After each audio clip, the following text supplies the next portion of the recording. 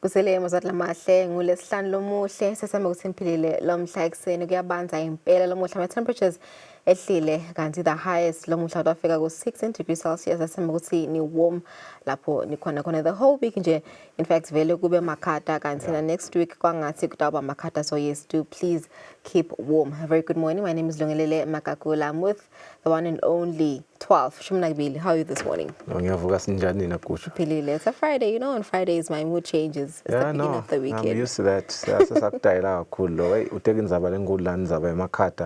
Ngibonile indlela abantu labakhwehlela ngakhona la ngephandle kufuna salo ngifaka sifonyo ngithathe nje lesinqumo ukuthi ngidawuhamba kungathi dikhaste covid ngihlale kunesifonyo sami abantu bakhwehlela kakhulu kulamalanga angathi lokho ukuthi abakhonjani lokudinakekela ngoba seloko siyacwayiswa nje ukuthi let's stay warm nokuthi sithathe leto tinyathelo noma leto ecwayiso leti khona leti ichamuka kutota ngoma telitulu nebetempila. Otherwise indeed it's a good Friday morning. Thank you for waking up with us. We hope you've had a productive week and that you'll have a restful weekend. We do have an interesting show for you. We are going to have the 4 winners from all the 4 regions of the Kingdom of Eswatini. When it comes to the Entrepreneur of the Year Awards, as we are looking to enjoy the grand finale in the evening of tonight. We are hearing the news from the Entrepreneur of the Year Awards organizers that it will be graced by their majesties per usual, and so we are praying and we congratulate everyone that has won and that is going to win tonight. We're going to be in conversation with those 4 people. They'll tell us about their journey, their businesses, and how Entrepreneur of the Year has helped them continue to grow, because they have won some monies from their respective regions, which they have used to further scale or just, feed into some of the business operations that they have in their respective businesses. That conversation happening this morning. We also do have a very interesting conversation with Afro Soul, R&B Soul artist, homegrown Sanilo, about her upcoming EP, sophomore EP titled Maguhalala, as well as her previous work, of course, but fitting into what we are looking to see as her latest release that she will release on the 14th of November. So stay tuned for those 2 interviews. Yeah. And also on the program, we'll be joined by Eswatini TV's Senior Communications Officer, Nomcebo Malinga. Last night, Eswatini TV, with its stakeholders, officially launched Ekaya Season 2. It was a beautiful, beautiful event. And on Wednesday, the first episode of Season 2 aired here on Eswatini TV. It'll play every Wednesdays at 8 p.m. So to make sure you get that Sikuchana. And Nomcebo Malinga will join us in studio to tell us more about that beautiful event. And also we'll be joined by Xolile Mazibuko from Swaka. She's the Cane Support Manager. She'll give us an analysis on this year's gender-based violence cases that are reported at Swaka. So do stay with us. Yes, 3 minutes after 6, you're watching Kusile Breakfast Show. Sibonga ukuthi nivuke nathi nalomuhla ekseni. Sethemba ukuthi ndawuhlala nathi lihlelo luze liphele njengoba sasinvetele ukuthi nidawukatsa kuthola ini lomuhla elihlelweni. So hlala nathi.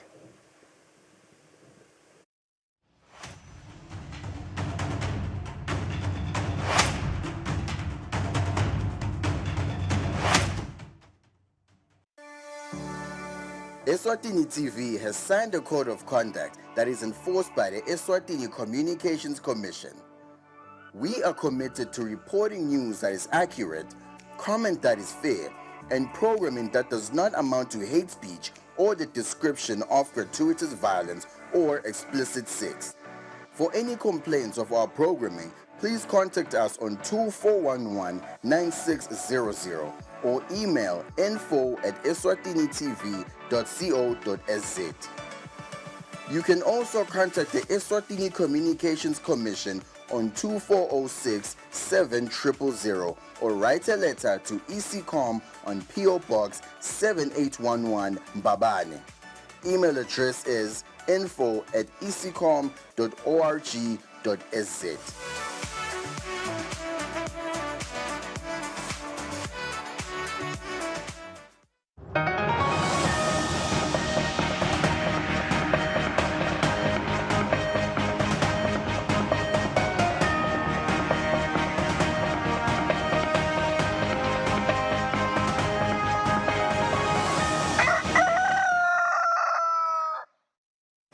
Asiphinde sinimukele sekuvuselene nawe losanza kwesivulela nathi tindzaba. Umhlonishwa Ndvunankhulu Russell Dlamini sewufikile eBrazil edolobheni Belém lapho eyomelela khona ingwenyama nesive emhlanganweni we-COP30. Ndvunankhulu ufikele eBelém Airport ngalesithathu entsambama lapho emukelwe ngulunxusele leSwatini eBrazil.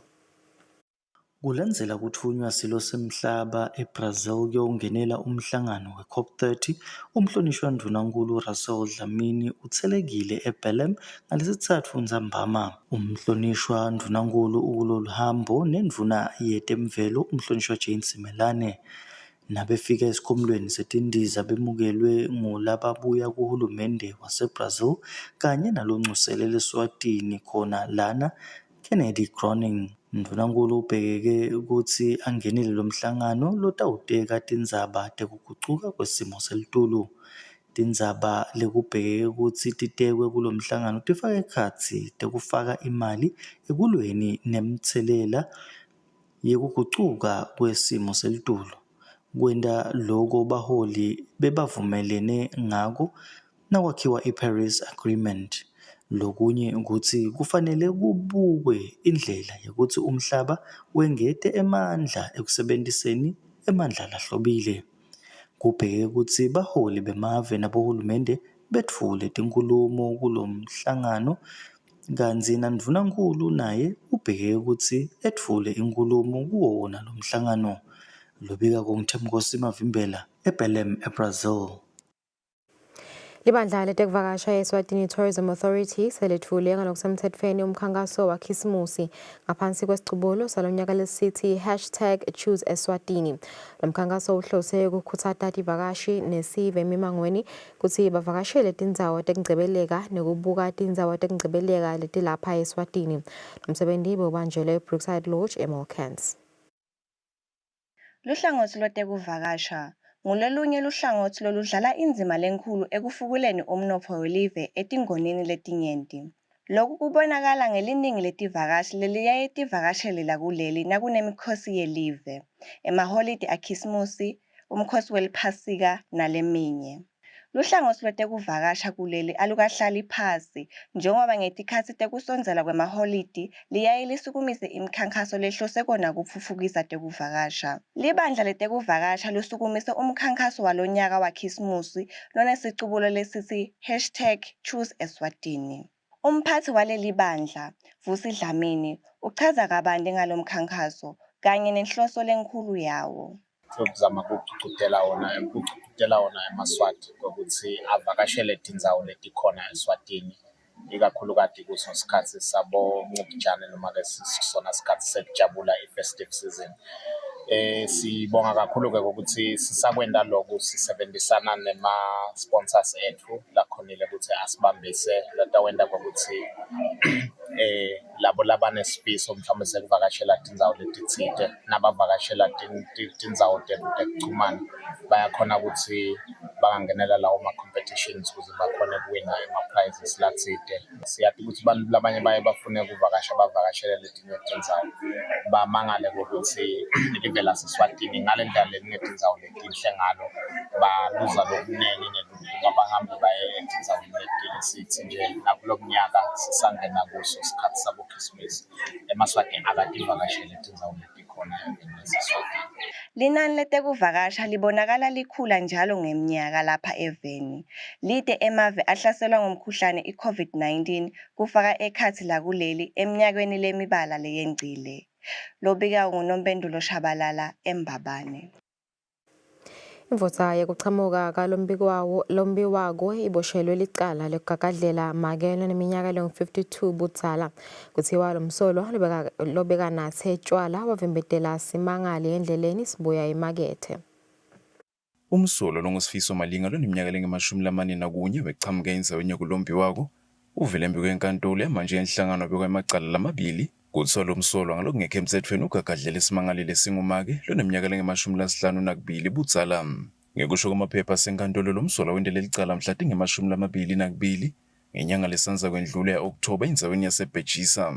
Kuthiwa simangali sasibuya emakethe kuyosebenta sasibheke ekhaya lilanga laseliyawudilahla kunina. Sisahamba sahlangana nalo msolo lobeka nase tshwala Kuthiwa lo msolwa waze uyazivimba lesimangalo wacela ukusicabuza kwendlula lapho siyasigagadlela. Ecaleni lesibili lo msolwa ubekwe licala lekweba. Kuthiwa ngalongekho emthethweni lo msolwa webe umshini wokulatshani lobita imali lengu-6,500 emalangeni. Kuthiwa lo msolwa wendele licala mhla til-14 ngenyanga ya-Okthoba emnyakeni wa-2024 endzaweni yaseMgundvini. Inkantolo ithe lo msolwa utawuva agcinwe ejele kude kube ngumhla til-17 ngenyanga yaDisemba asamele kuteka leli cala embi kwamanje lomkhulu. Kubika Thandokuhle Mdluli, Nhlangano. Ugwetshwe iminyaka lemine ejele Thandukwazi eMakagula loneminyaka lengu-32 budzala wasenkamanzi kulandzela kutsi yashaya make webantfu bakhe labatsatfu waphindze amsongele ngekumbulala ngabhusha. Ngentulu kwaloko kutsiwa walwisa bemtsetfo nabenta imitamo yekumbophela lobucala. Makagula bekatsi avele embi kwamanje Sendisile Zwane SB ngalesitsatfu. Thandukwazi Makagula kuthiwa lobucala wabenda endzaweni yaseTinqatsavaneni lakhona kuthiwa washaya Ncamisile Mabuza lekungunina webantfu bakhe labatsatfu emahlandla ngetimphama waphindze wamkhahlela umtimba wonke. Ngetulu kwaloko kuthiwa watsatsa bhusha wamsongela kumbulala ngawo. Kantsi phambilini kuvelile embi kwenkantolo kutsi Makagula wangena endlini yesimangali ngelifastelo wamuka simangali lucingo lwaso wasebentisa inkhani kanye nemandla ngako ngekwenta loku waphula lomtsetfo lobuke kuphilisana emakhaya. Sekatiphendulela Makagula watisa inkantolo kutsi konke lokhu kwentiswa kutsi uyasitsandza simangali ngako indlela lena yokucinisekisa kukhonsa kulutsandvo lwabo. Uchube kwaveta kutsi simangali siyamjolela njengoba sisamlahlela ngalaba lababili bantfwana ngako yena ufuna kulungisa budlelwane babo. Inkantolo ke ayikayivisisi nani inchazelo yakhe Makagula njengoba manje Sindisile Zwane ubuye walihlabisa ngenhloko lelitsi kuhlukubetana kwetitsandzani kusehlakalo esesihlasele lonke live ngako inkantolo kungumsebenti wayo kutsi ikhiphe sijubu lesitawuba sifundvo nakulabanye labafise kwenta bucala balolu hlobo. Ecaleni lesibili Makagula kuthiwa endzaweni yekucedza koma embutfweni ebuhleni walwisa liphoyisa lebekatsi lichuba umsebenti walo lifuna kumbophela bona lobucala ngako waphula umtsetfo we-Criminal Procedure and Evidence Act 67 wanga-1938. Ecaleni lesibili ke Makagula watisa inkantolo kutsi liphoyisa kalibonanga njengoba lamchamukela ngemuva wevasi limbamba. Ngemuva kokulalela bufakazi benhlango zitotimbili ke inkantolo ibese ikhipha sijubo yamgweba iminyaka lemine ejele noma ke abhadala inhlawulo ya-4,000 emalangeni. Kubika Thabiso Maphanga, inkantolo kamanje esibhiki.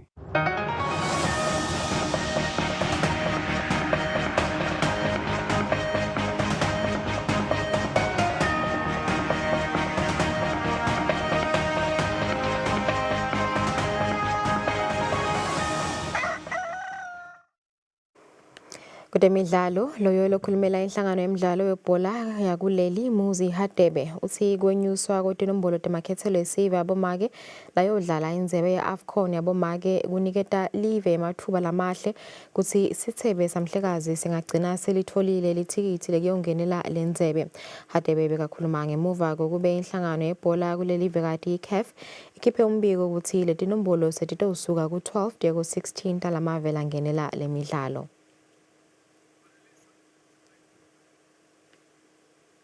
Ngo-13 minutes after 6 sitiphethe lapho netindzaba tethu ngaleto temidlalo sibahlole timakethe sabuya masinyana.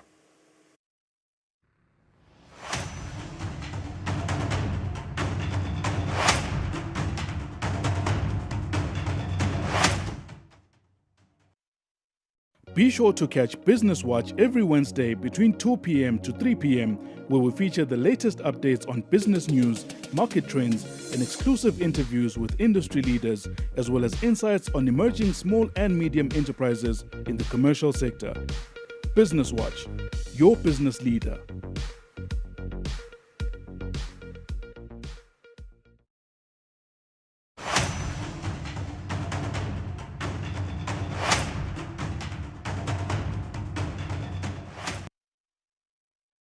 Kwela muhle ngiphinze ngikwamukele ehlelweni njengoba sithembisile ke nasicala lihlelo ukuthi sitawuxoxisana nalabahlabene etifundzeni itotini telive kuma Entrepreneur of the Year Awards 2025. Siyatfola ke emasibuta bakaSetco ukuthi bahlabana nje bahlule ngakhi bantfu basho ukuthi bahlunga kubosoma business lababosonvo nzima sifundza ngesifundza kubese ke kusala labasihlanu bachutselane kube na voting criteria lebakhona ku deliberate kubona kubonakala ukuthi bocha laba emabhizinisi abo kubukeka ngazuthi vele amitha onke lama boxes labanawo la khombisa ukuthi ibhizinisi vele letawukhona ukuthi itimele iphindze ibe scalable ichubeke indlondlobale competition ke lena lebekulomnyaka lo tawukhumbula ukuthi ngenyanga yenhlaba ke enyangeni yakholwane wasuka lo msebenzi ngesifundza kwahlunga kwase kuphuma labo labawonile eceleni kwami ke kunenhlanhla ngihleli navusi Mnisi we-Narrow Path Investments lo hlabene esifundzeni sakahoho namalibonga xaba we-eHome Africa labahlabene esifundzeni senkhabave kamanzini sizoxoxisana nabo nje sive ukuthi i-journey yabo beyikanjani nokuthi what do they expect sisaya kuyo i-grand finale which is the National Entrepreneur of the Year Awards. Gentlemen, angivusela kunamukela ehlelweni. Siyavusela.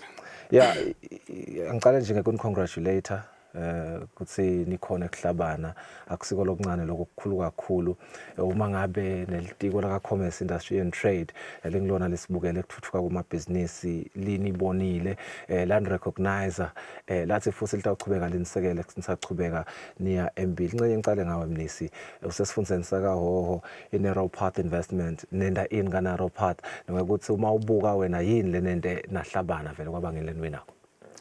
Okay, good morning to you and good morning to your viewers. Narrow Path Investment is a harvesting contractor. Okay. We currently contracted to Eswatini plantation in Pigs Peak, where we are the main harvesting contractor there. We are doing the harvesting of pine trees. We've got a mill in Pigs Peak, so let's go down to Okay. Yes, but you barely into the specific commodities about singago for umshina wabo. Umshina wabo beso ende maplang. So we are on the background. We've got equipment, we've got employees.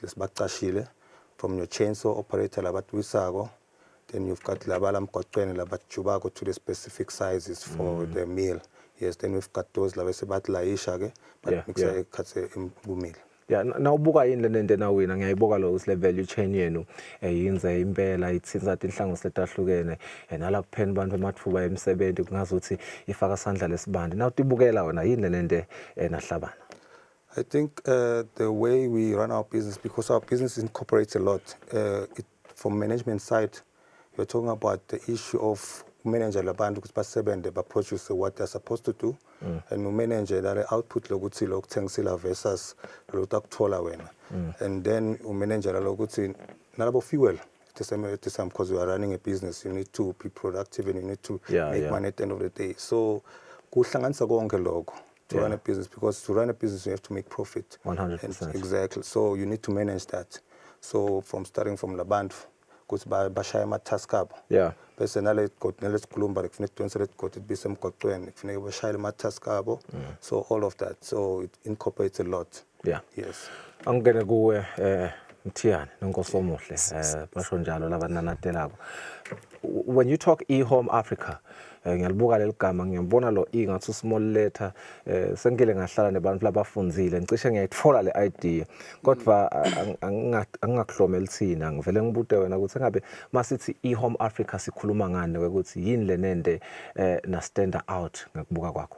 Siyabonga kakhulu sivusele sakade.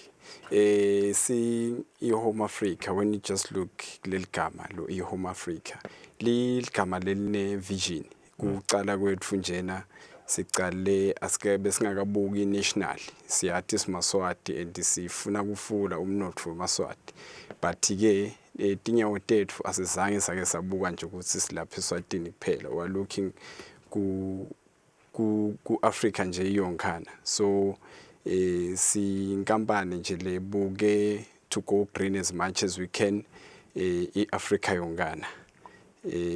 Si semkhakheni ke ukuconverter shipping container siyawa converter into movable structures, sikhuluma ngema office, sikhuluma ngetindlu.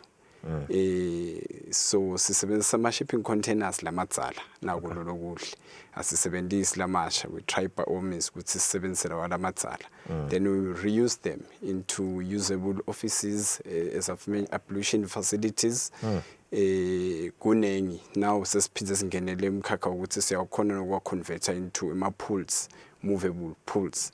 Siseta ungena singenela semkhakheni wamasona. Again-ke siphinde sithathe indzaba yesoda ukuthi business yethu phinde ibe ngiyo le siya-supply install green energy solar system. So kungilokho. Yeah, sesishaya isikhathi. Encenye nje umbuto wami wokugcina kubambiswa ngu-SEDCO na-FNB laba ngibona basamblelo sema-Entrepreneur of the Year Awards nelitiko laka-Commerce Industry and Trade. Nikubona kutanisita kangakanani ukuthi nichubeke nokuscale emabhizinisi ngicale ngawe Mthiyane ngilase ngibuya kumnisi. Kukhulu kakhulu this a big platform onke lama entities lokhulume ngawo. So now utsinze bona bantu laba well versed ngenza marketing basimaketha ngconywana sesifike nala singacabanga ukuthi singafika khona.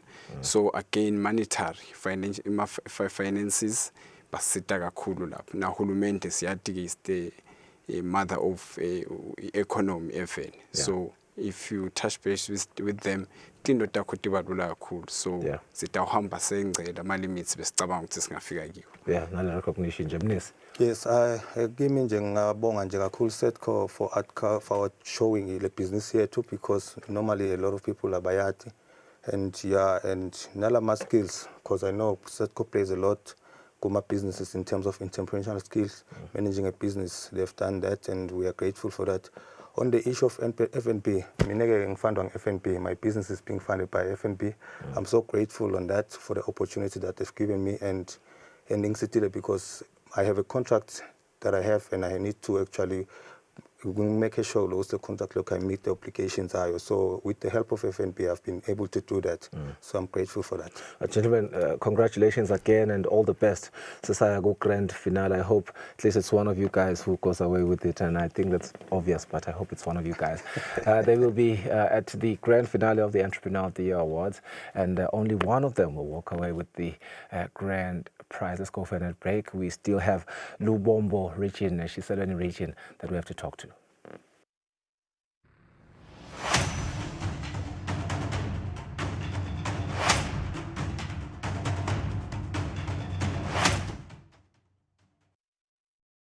Kude lesinye isikhathi ngaphandle kwalesi aba research bafunze.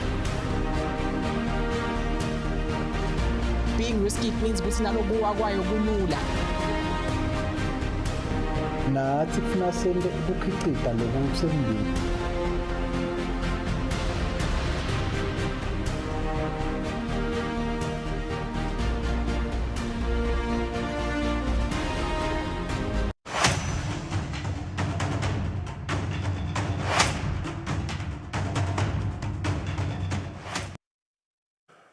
Kwelomhla sichubeka nekuprofile labahlabene etifundzeni delive kuma Entrepreneur of the Year Awards. Sichubeka embili sichubeka na Duncan Dlamini, founder we DJD Investments, na Ntokozo Simelane we Selina Autospace Pty Ltd. Ntokozo uchamuka eShiselweni, Duncan uchamuka esifundzeni saselibonjeni. Gentlemen, nana nginivusele nginamukele. Imibuto nje iyafana nayo leni yebe ngendlebe. Ngicela nibe nenhlanhla niba ngendlebe. Your experience etifundzeni la nisebentela khona ukuthi engabe kuwina licabanga ukuthi nendiwe yini ukuthi niwine kuma region ena. Ngicela ngawe Mkhulu. Ngivusele eMaswatini, sivusele eMaswati lamahle. Kuwina lokwentekile ngicabanga ukuthi kuthi ikhandla nekuzama ngayo yonke indlela ukuthi kugcine lokufisile kwentekile. Yes, ngacala ngekhenikha ekhaya ngikhule ekhenikwa, so ngaba nekuthi ezingichubeka ngekhenikha ngithola ukuthi kude laba khona kunginiketa lama parts lengwathi ngakho ngase ngafika pusheni lethi njengaloku letimoto libala kuphayilisha lekhaya angihambe ngizame indlela yokuthi ngikhona ukuthola indlela yokuthi utholakale lama parts tudane. Yes, so ngahamba ngacala ku-spares. Sasha ke sekucala unfortunately ngase sengiyabuyela kwesibili sengizama nga-youth fund wangifunda 100,000 then ngacala of spares lesisha lengivule ngaJanuary this year. Kwathi ke nga-April kwachama baphinza bangisendela bona laba ka-youth fund bathi asengengene nangumncintiswane lapho khona ngithethe abantu ngibeka la ngikhona nyalo. No, congratulate. I think business yakho kuyabonakala sokuthi ihlabeneleni siphinze sikunxestele kuloko kwakuvelela phathi sibonga lo ukuthi wakhona ukuthi uphinze uvuke ucatfude enyalo so uphinze ungisondwa nzima. Nkosi angibuye kuwe engabe nasikhuluma nge-DJD Investments sikhuluma ngani and what made you guys win elibonjeni? Okay, asivusele maswathi lamahle. I-DJD Investment inkampani lebuke kakhulu ukukhicita tingulube. Tingulube ke tethu thina adikho mhlambe kule normal pig sheds emahhokolo wajwayele. Kithi kufanele ukuthi sihlale ehotela.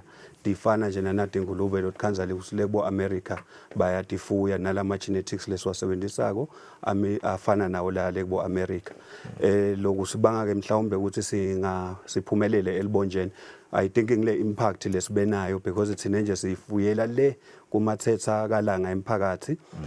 Kude inkampani lebetikhona i-youth unemployment beyisetulu inkampani lebeyikhona bekungilanga breaks nasicala 2017 wavalwa la nga breaks kwaba bete kumsebenzi abantu labadzala bahlala emakhaya abantu ababo bahlala nabo emakhaya safika sing-DJD Investments savula tingulube nasicala nga-20 tingulube sasicashe abantu lababili kuphela sikhuluma ukuthi namuhla ku-2025 DJD Investments nakahlanganisa efarm eplazini ahlanganisa nasebutchery nawo bonke abantu ababasebenzelako labadeliverako sila kubo 46 so ukuthi sicashe emaswati lamanenge and about 95% yi-youth lesicashile yakumathetha so kumathetha nje silethe an economic activity lenkulu kakhulu seyishintshile lendzawo yes sicale kungasinvo labayijabulelako bantu kusebenta kuyo but nyalo bayijabulela kakhulu wonke umuntu uyafisa if I can just mention a situation. There's a lady that we just recently employed.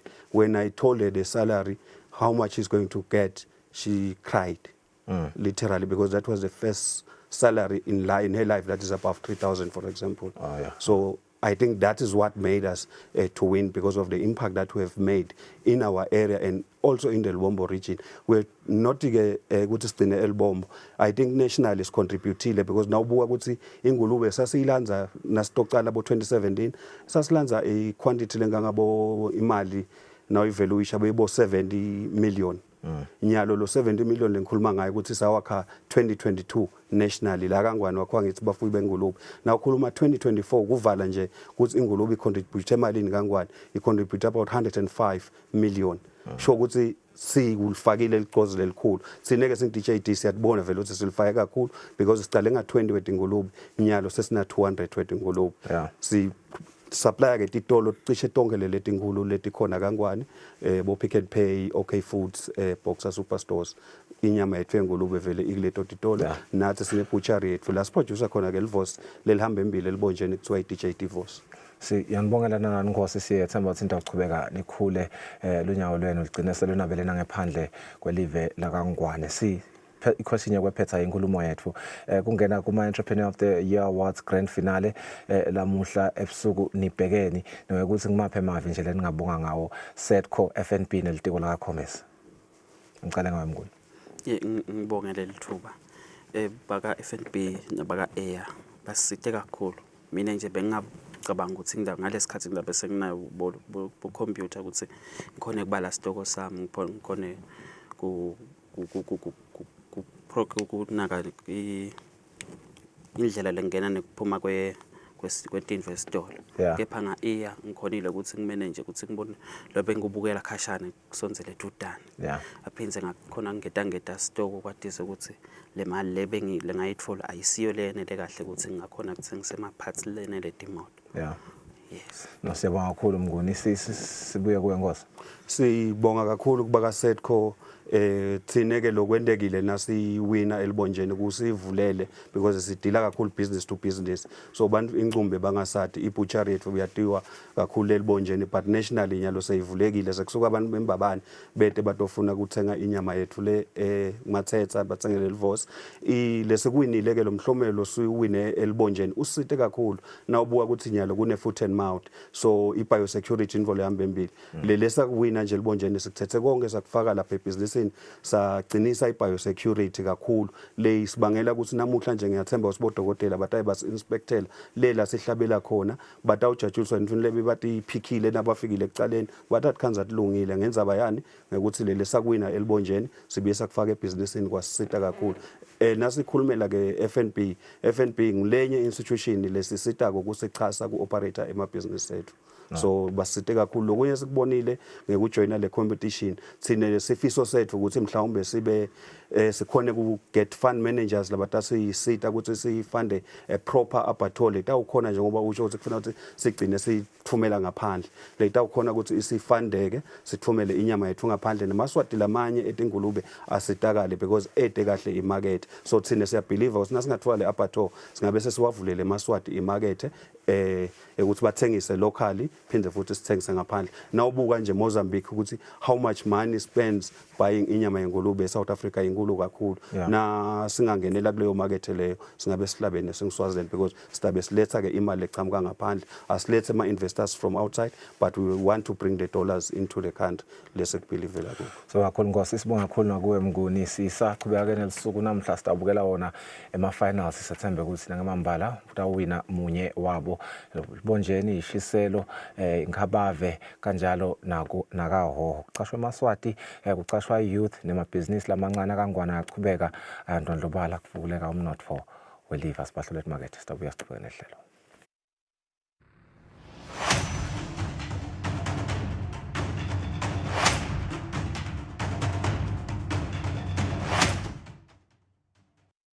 kude lesinye isikhathi ngaphandle kwalesi Aba-researche bafunze. Being risky it means ukuthi nalokuwa kwayo kulula. Nathi kufuna sente ukukhicita lokusemndeni.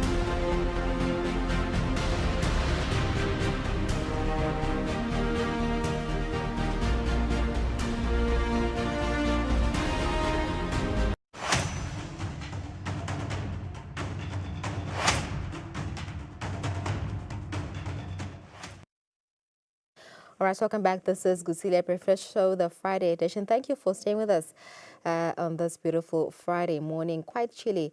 Eswatini TV last night rather, officially launched Ekaya Season 2. I was there. It was absolutely amazing, beautiful. Senior Communications Officer Namcebo Malinga is here in studio this morning to tell us more about it. Namcebo, very good morning and welcome to the show. Thank you. Night was fun. It was amazing. Yeah. It was another life-changing, event, that Eswatini TV could put together. Watching local content at its best. It was quite an exhilarating night. I enjoyed myself. Yeah, I mean, Eka has made it to season 2, proudly produced local series. I watched a few episodes of season 1, and I'm looking forward to watching season 2. Right. Tell us more about Eka season 2. What can we expect? I saw the reaction after watching the episode last night. People were amazed. Season 1, was a beautiful start to a local story about, Ekaya, what happens Ekaya, in chiefdom. And coming to season 2, Sibona, the story building up Sikula. It's an amazing story with a very, very interesting cast, that we are seeing this year with people like Boset Sabile, that we've seen on Boshaka Ilembe, and then we've got our main cast as well, Mr. Mtimukulu, who was actually on Isita. So for us, to see such big names, in season 2 of Ekaya, it's pretty exciting, and it's an indicator that Eswatini is on the right path in terms of the arts and the growth and the role that we are playing, in the arts industry, in the international sphere. We are now there. We have really made it. So for Bomba Media to come up with such an exciting, locally produced program that had a cast that is fully local and had a whole production team that is fully local, it is very, very impressive. And for us as Eswatini TV, we are very proud, to be a broadcaster and have the exclusive rights to this particular drama series, Ekaya Season 2. So we are very excited. What we saw in the story are even everyday topics. we are quickly moving into GBV, the 16 days of activism will be starting in November 25, and part of the storyline addresses those issues. So I believe that Ekhaya Season 2 will speak to a lot, about those aspects, 16 days of activism. It speaks about, the respect of our culture. The whole build up is ekhaya ukuthi mangabe usemphakathi timfu tikhuluma kanjani. Pinze, what I enjoyed about the season 2, seeing us women, getting up and being strong and starting things for ourselves. I do not want to give it away. Yeah, I saw the trailer. It talks about Tutfuka Bomage, yes. Yes, bahlangana kanye kanye bomake babona ukuthi ke how can we put food on the table? Emakhaya ethu singawasitha ngani ukuthi sikhulise abamfa bethu sibambise amadodana ethu. So it's just this and more that we are going to be witnessing in this particular drama series, and it's got, of course, the edge, part of it, the betrayal and action. So it's got a bit of everything. So I know that every Wednesday 8 p.m. is going to be a life changer. Uma ngabe aneke ube endlini nga 8 p.m. noma ube embike e-TV yakho nga 8 p.m. you're going to be missing out. Yeah, I remember when season 1 was launched, the hype was massive, and a lot of people did watch Ekhaya season 1, but there are those that didn't watch. Will they be able to catch up on season 2? On season 2, most definitely. The story it's a continuation of a story, from season 1 to season 2. So we did do a rerun of season 1 before we moved on to season 2. So I do believe the original broadcast of season 1, the initial broadcast, we were able to cater for them as Eswatini TV. We had the rerun, it's Ekhaya season 1. Loko kenyalo officially so sikale Ekhaya season 2. We had to make sure ukuthi siyabakhumbuza ababukeli ukuthi besikhuluma ngani, what was happening on season 1 for them ukuthi vele bakhaceke mase seqala lo season 2. Okay, so did you get a moment lapho khona ukuthola reaction yama guests last night kuva nje ukuthi what was their reaction after watching the first episode? The reactions, we got them immediately. I believe, when, the curtain opens, the credits roll, and everything, the reactions were just from there initially. Everyone was so amazed. And I think even that sense of appreciation, because is it us? Is it a Eswatini? Is it a local producer? So it's just one of those moments that make you feel good, as a Liswati and being a practitioner, in the arts industry. So we're very happy, to have, seeing such development, in terms of local content, because that is our duty, really, is to make sure that we push local content and make sure that we give them the platform, because this is a profession for these people. These are highly trained and skilled individuals. So if we are able as broadcasters to actually see this, this notch and be like, you know what, let us give these people an opportunity to tell their stories, tell our stories basically, and then you put them on the silver screen. And that is what Eswatini TV did. Yeah. All right. Just before I let you go, Nomcebo, where can we watch Ekhaya? I know that our viewers do know that we have YouTube. Is it going to be on YouTube? Okay. It's not going to be on YouTube due to exclusive rights for the traditional screen.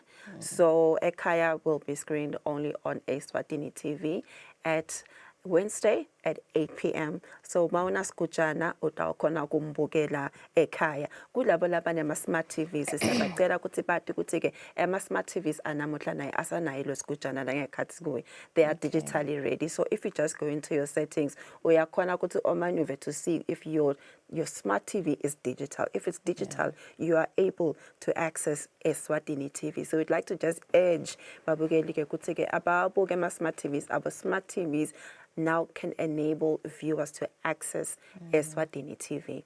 Yeah, all right. Just lastly, Skuchana Sinfela Gupi, is it still available in stores? Ukona Ngiti as Eswatini TV, how much is it? Eswatini TV did have a limited stock of Sikujana, and Jongoba Sikuluma Lensabalena, it's very important. it was sold out.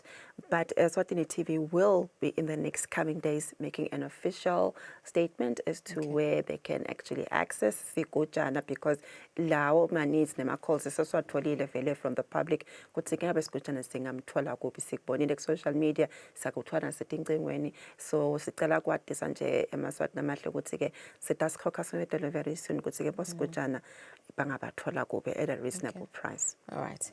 Well, there you have it, Maswati Lamahle Sigujana utholakala futhi khona lapha Eswatini TV ngoba sifuna ukuthi nimbukele ekhaya season 2 ibunanzi bodwa. It's actually beautiful beautiful content lesiyakhe khona lapha ekhaya Eswatini Wednesdays 8 p.m. Stay glued on your TV. Sabuya khona manje. We'll take a break.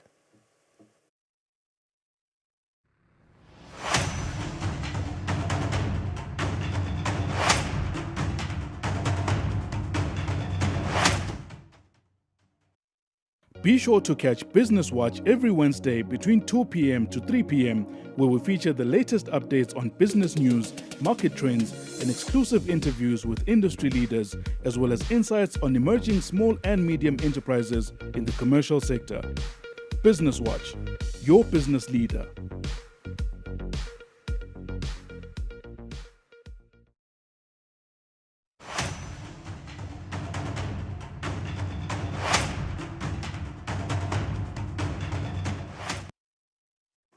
Welcome back. You're still tuned in to Kusile Breakfast Show. This is the Friday edition. It's very cold today. Hope you're warm wherever you're watching this episode.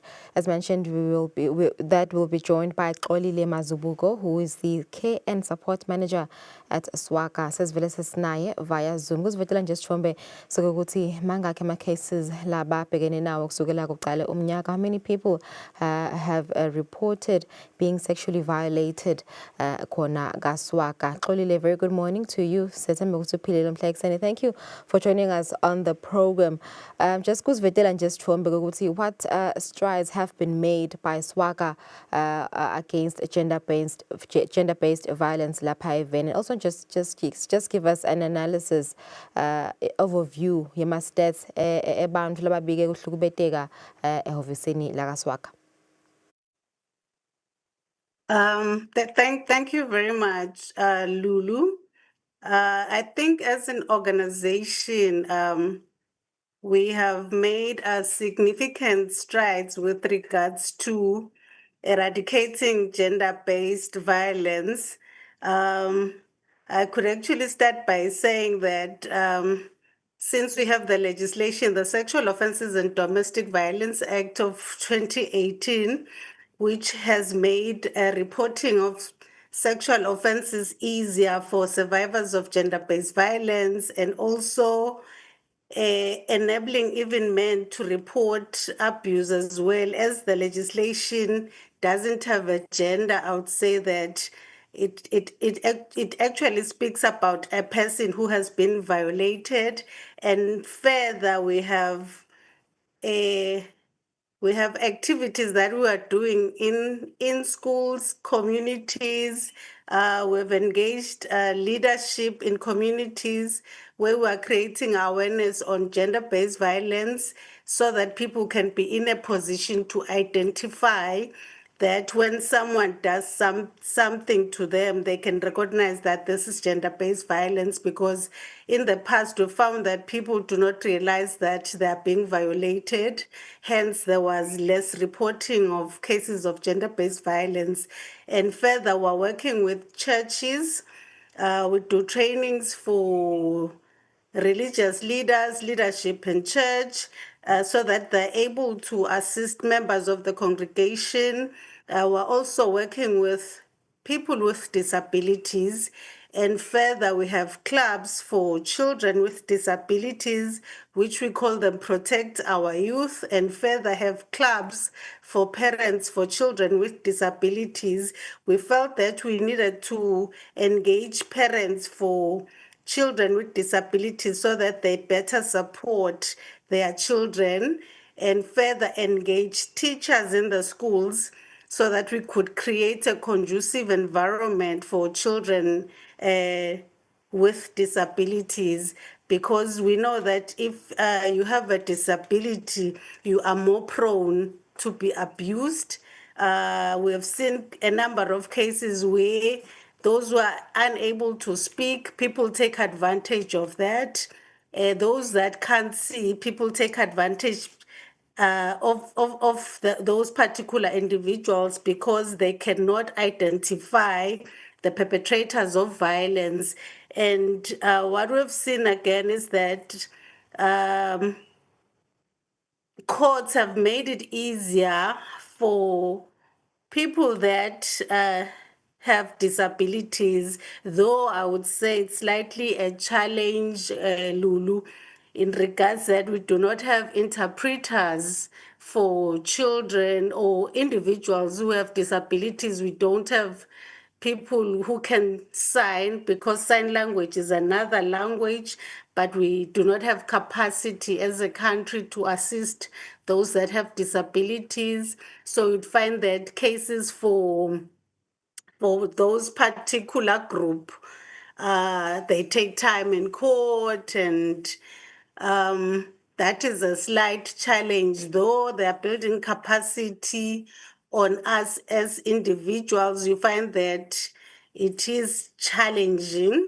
We do need to focus more on the group of people with disabilities. I'd say the minority groups in the country, because it's a barrier. They can't access services because you need to move from your home to the police station. So accessing services is a challenge in the country, though we have made strides that we have your radio programs, you can report through the toll-free line. But what is a challenge is that once you need to report, you have to physically go to the police station. So that is inaccessible for other groupings. And if you do not have money to travel, so it means you can't go to the police to report. So even from there, you still have to go to the hospital. I think as a country, we need to work around that to make it more accessible for survivors of gender-based violence, and further make sure that it is inclusive for those that have disabilities. I know that you were touching on the stats, so I'm trying to find data that is actually speaking to that, but the data that I found was from January to October 2024, where the organization had about 2,044 calls, that is through the toll-free helpline, and then 1,820 those that came to the organization to report. And further, our statistics are still saying that 1 in 3 females under the age of 18 have experienced sexual violence. 48% of those are women, and 44% of the cases involve children below the age of 18. So in 2024, those that we know that lost their lives to intimate partner violence between January 2020 and October 2024, it's 35. And we know that of those 35, all are female. So I think nothing has changed. Even in 2025, the home is still leading with regards to being where abuse in the country takes place. One would actually think that the home is a safer place, but what we have seen is that over the years, it hasn't changed that the home is actually leading. And when you look at that, the school actually is safer for children. And what we saw in 2020, I'll make an example of that because we had COVID in 2020 and children were expected to stay at home. But when they were at home, we saw a high number of cases of sexual violence happening to children. As a result, as CSOs and government, we were pleading that schools should be opened because we realized that schools were safer place was a safer place than the home. So hence we have clubs and schools to make sure that children know how to protect themselves. We're educating children through sensitization so that they know where to report and how to report. Since we have the toll-free lines which assist us with regards to reporting, I would stop there for now. I have noted, Kori, you just mentioned children being not safe at schools. We know that schools should be a safer learning environment. But according to reports, actually there was a report in one of the newspapers this week that a pupil actually sexually violated another pupil. Schools should be a safer learning environment, but then this happens. Reports have been increasing, on children being violated. How do we go about in solving these cases? I think what we need to do is to train the teachers. I would say continue building capacity on the teachers, also educating the children on abuse, and then have reporting mechanisms within the schools, and then strengthen policies which address violence against children in the schools, and also have those clubs that we form, because sometimes we find that in a school they have a drug and alcohol abuse club, but it's high time that we have clubs that are for violence against children. But most importantly is sensitizing children on what violence against the children is.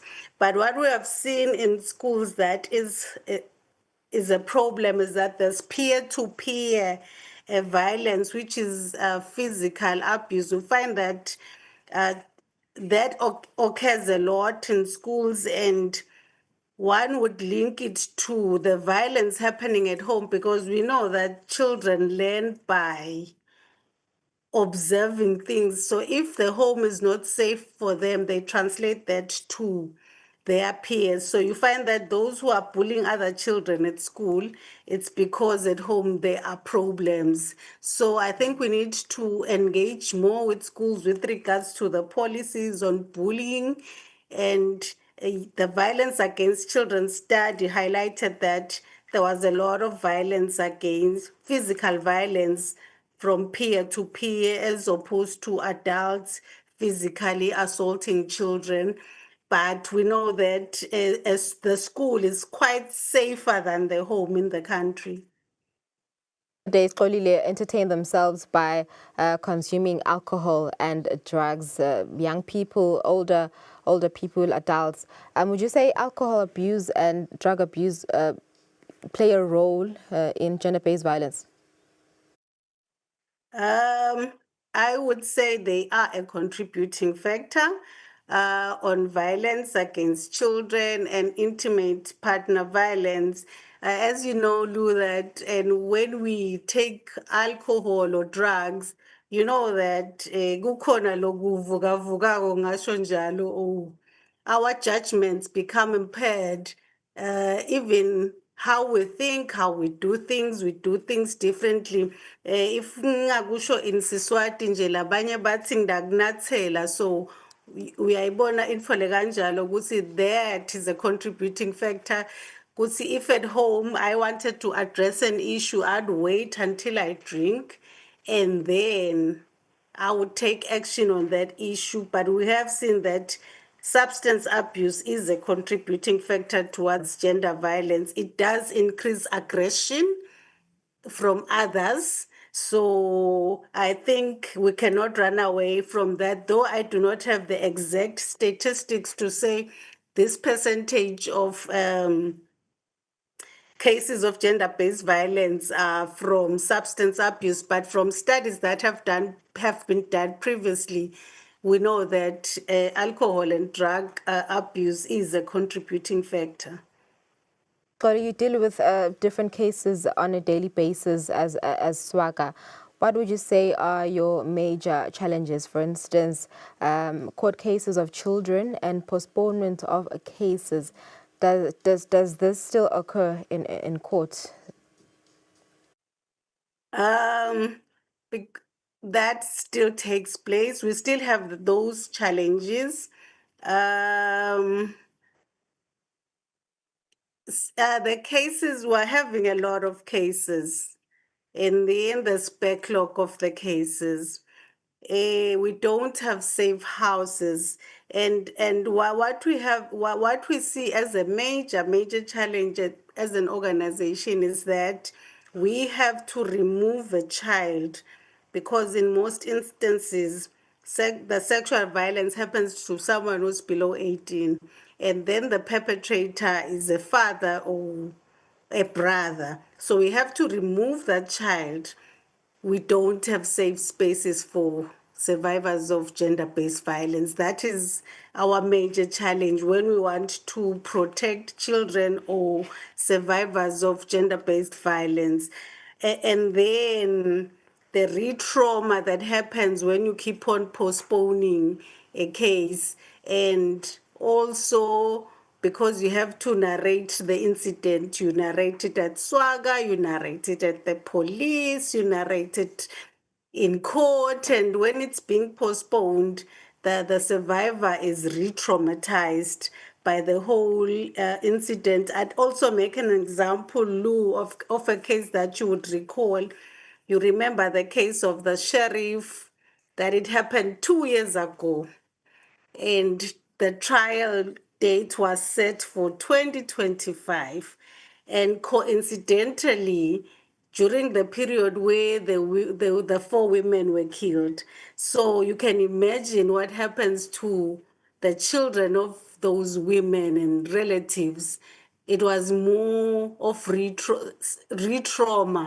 And then when we got to court, that case was postponed indefinitely. So we still have those challenges. And also, where survivors go to court and sit for a very long time in court, and then a case will be postponed. So we still have those challenges, and the ones that I spoke on earlier of people with disabilities. So there's a barrier in communication, in accessing the services, and so you find we still have cases that date about 2012, and you can imagine that when that person is being sentenced, you just go back home. You requested for bail, you were granted bail, and you find that when they sentence you to 10 years, 10 years has passed already without you going into trial. So it's still a challenge. And so there's no deterrence. So people can't learn anything from the system. Hence, we see a lot of cases occurring around GBV because we take too long in addressing the cases in court. Just lastly, Xoli, before I let you go, tell us more about some of the campaigns that you are running as SWACA. I do recall one that was Posa Nawe, where these campaigns successful.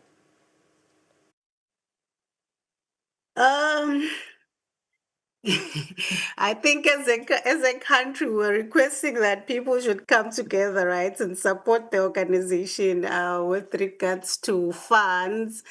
But unfortunately, that was a very, very slow. It, it was a very, very slow process. But we're still pursuing that. We're still encouraging Emaswati to POSA towards that, because as an organization, we use financial resources, and we always say gender-based violence is quite expensive, because when you are providing the services, it is resources that you are using. And as a country, we have not costed gender-based violence, which I think we need to do. So the campaign that we have is Hope Rising, where we were working with students to actually reduce gender-based violence or violence against children, but still we're encouraging Emaswati to posa to the organization. And further, maybe we'll come to Swazi TV just to get a slot and teach the public on what is gender-based violence and what you can do as an individual, because but it begins with you. For us to see the change in the country, we all need to play a role.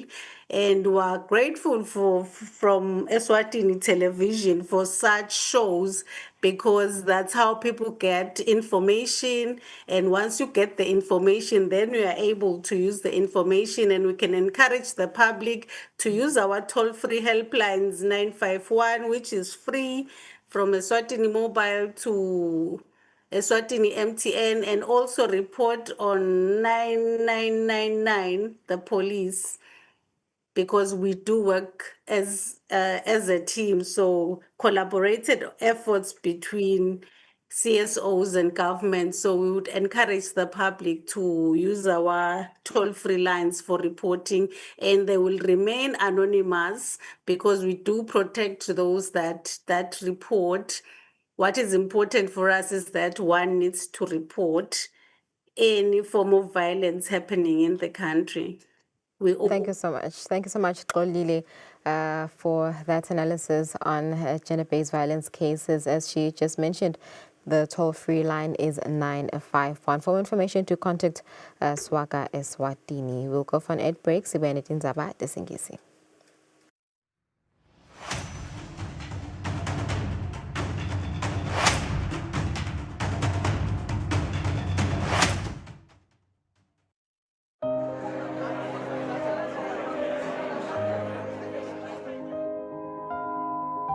This is Mind Over Matter, a safe space in Mbogeli where we get to talk about real life issues.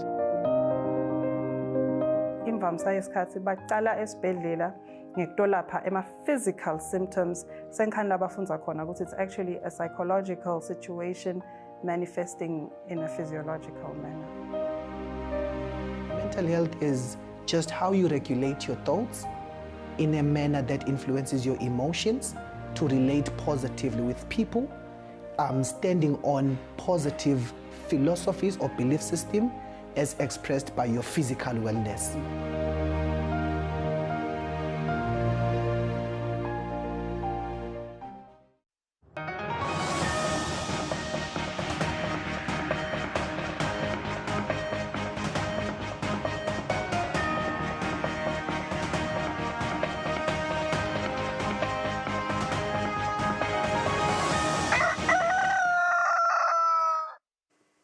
Welcome back. Thank you for staying with us here on Kusile Breakfast Show. On our English news now, His Majesty King Mswati III has called on African nations to unite in addressing the challenges that are facing the continent and to strengthen intra-African trade as a means to boost economic growth.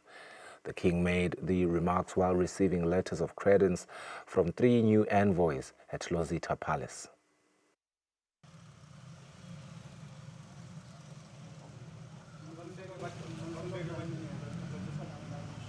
Eswatini continued to strengthen its diplomatic ties with other nations when His Majesty King Mswati III received letters of credence from the 3 new envoys, High Commissioner Dr. Sanji Monageng from Botswana, Colonel Donald Ndamake from Rwanda, and Ambassador P.E. Nguema Buna from Equatorial Guinea.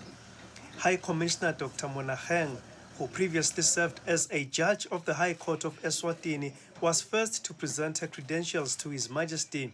She pledged to work tirelessly to deepen cooperation between Eswatini and Botswana. Your Majesty, I have to admit that there is a lot that needs to be done to strengthen and drive our bilateral cooperation. The 2 countries could, at the earliest, consider establishing political consultations to review existing areas of cooperation and deliberate on new areas for the purposes of resuscitating collaboration between the two sister countries. The High Commissioner of Rwanda to Eswatini says he will focus on strengthening trade and economic cooperation between Eswatini and Rwanda. Rwanda and the Kingdom of Eswatini share the same vision of cooperation in the spirit of advancing economic development, commercial exchange, and to achieve a better continent by enhancing a strong South-South cooperation. Your Majesty, holding in esteem the relation of friendship and mutual understanding existing between the Republic of Rwanda and the Kingdom of Eswatini, I express my firm commitment to strengthen them. The ambassador of Equatorial Guinea to Eswatini expressed hope that relations between the two countries will serve as a model of South-to-South cooperation. Las cuales valoramos en todas las dimensiones y deseamos que en el futuro se conviertan en un ejemplo de cooperación sur-sur.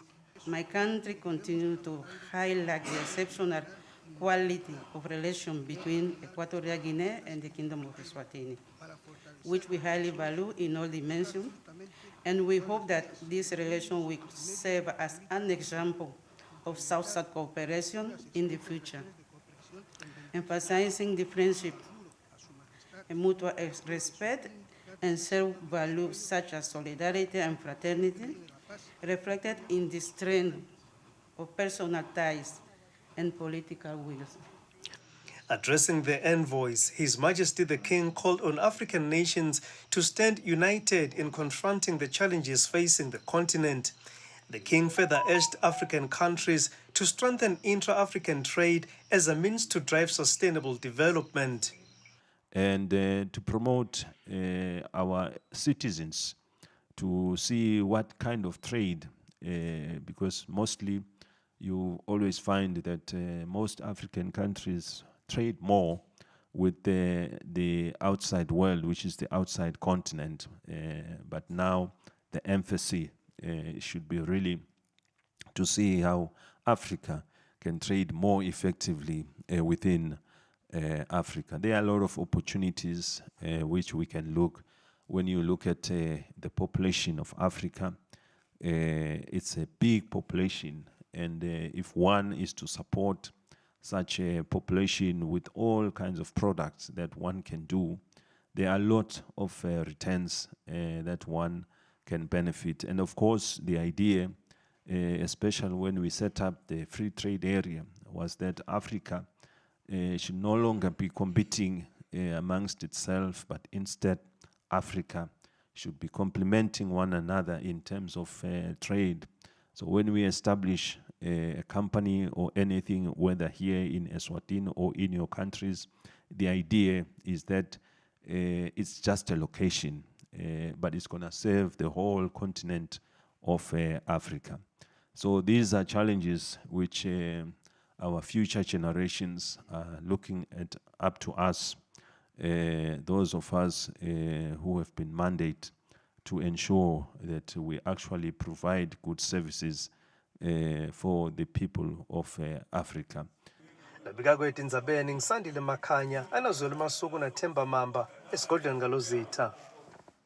Her Majesty, the Queen Mother, has returned home following her official visit to the United Arab Emirates. Her Majesty's visit confirmed the existing bilateral relationships between the two countries and further strengthened the relations.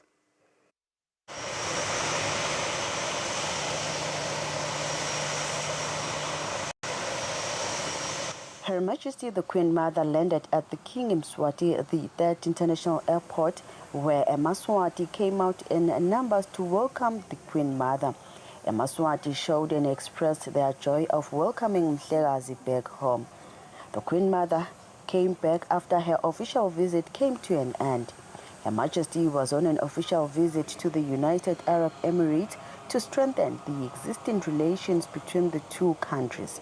The United Arab Emirates is one of the countries that has long-standing bilateral relations with the Kingdom of Eswatini. There are several agreements of cooperation in various areas and sectors between the two countries.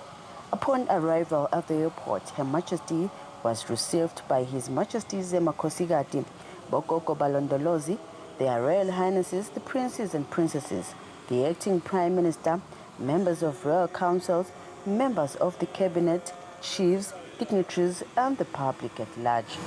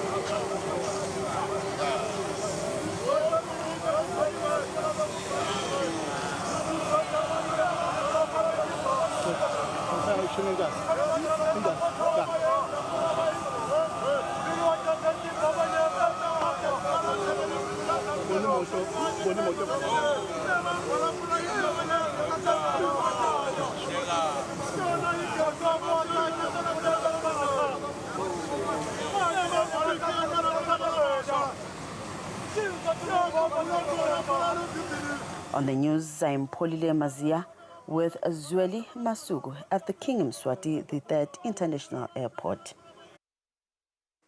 Patron of Eswatini Hospice at Home, Nkosikazi Magelangangaza, has emphasized the need for financing, fundraising, and resource mobilization to ensure that the cost of care never becomes a barrier to delivering compassionate services.